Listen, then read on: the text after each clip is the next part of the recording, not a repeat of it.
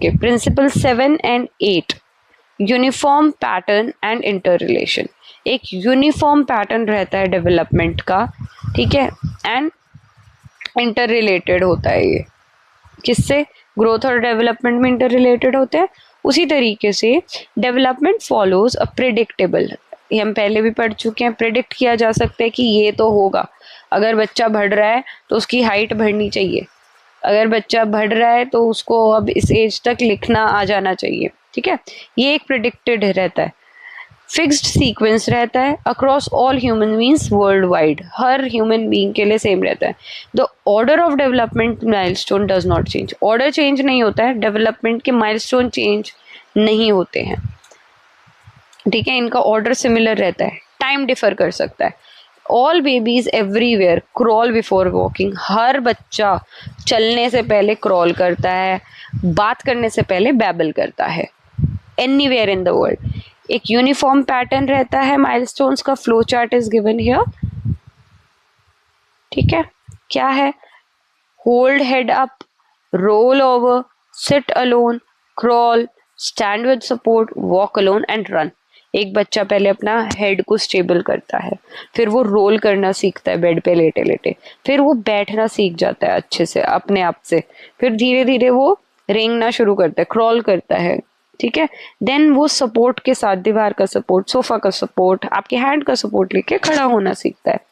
Then they learn to walk alone, and जैसे वो walking सीखते हैं देन तो दे स्टार्ट रनिंग, ठीक है। Now next principle is principle 8, which is interrelation of developmental domains.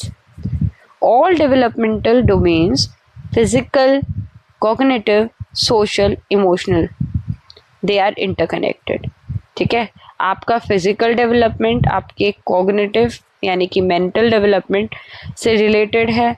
ये दोनों चीज़ें आपके सोशल डेवलपमेंट, आपको सोशल एनवायरनमेंट कैसे है आसपास, उससे डेवलपमेंट इंटरकनेक्टेड है।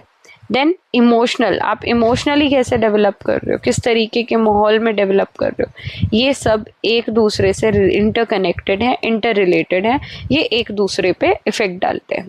Progress in one area helps the other, अगर आप एक एरिया में प्रोग्रेस करते हो तो दूसरे में अपने आप हेल्प मिलती है। Problem in one area affects the others, again अगर प्रोग्रेस हेल्प करेगी तो प्रॉब्लम भी प्रॉब्लम क्रिएट करेगी, अफेक्ट डालेगी आपके दूसरे एरियाज पे।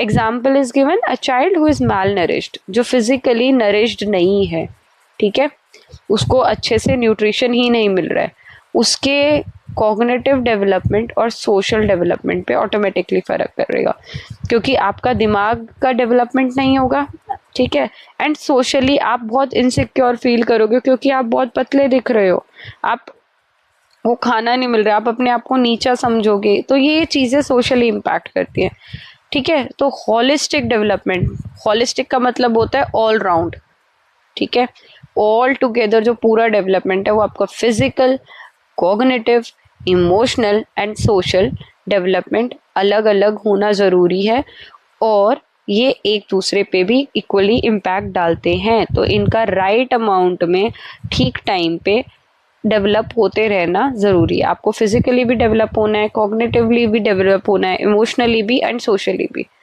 एक भी इनमें से हैम्पर होगा तो आपकी ऑलराउंड डेवलपमेंट इफेक्ट होने वाली है। नाउ क्लासरूम में कैसे इम्प्लाई होती है होलिस्टिक एजुकेशन में, आपकी डेवलपमेंट कैसे होती है, इन चारों डोमेन्स को आपको डेवलप करवाना होता है एक बच्चे के, ना कि सिर्फ एकेडमिक लर्निंग को, ठीक है। तो इवन अगर आप एक टीचर हैं तो आपको पता होगा, अगर आप पढ़ा रहे हैं अभी स्कूल में, एनेक्डोटल रजिस्टर होते हैं जैसे, जिसमें एक बच्चे के बारे में सब कुछ लिखा जाता है, ठीक है। तो उसमें आप उसके सारे के सारे ये डेवलपमेंट एरियाज के बारे में लिखते हैं, ठीक है, कितना फिजिकली डेवलप हो रहा है, कितना कॉग्निटिवली डेवलपमेंट हो रहा है बच्चे में, and time to time they note it down, तो that becomes a diary of the child, ठीक है। TED tip is given a interrelation principle supports the idea of holistic child development in NCF 2005 National Curriculums Framework 2005 में mentioned है कि holistic child development is very important, and ये interrelation principle उसी चीज़ को support करता है।